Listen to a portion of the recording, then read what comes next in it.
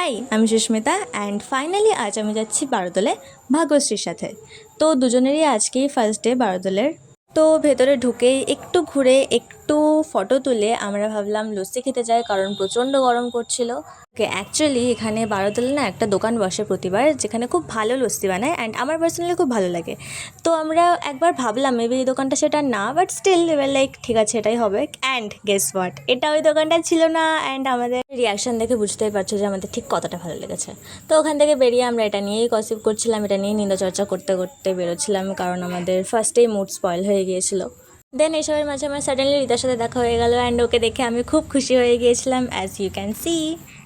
দিয়ে আর কি তারপর আমরা আরও হাঁটাহাঁটি, আরও ঘোরাঘুরি এবং আরও ফটো তোলাতুলি করলাম, যার ফলে আমরা আরও বেশি হাঁপিয়ে এবং গরম লেগে গেছিলো আমাদের, যার কারণে আমরা একটু আইসক্রিম খেতে গেলাম।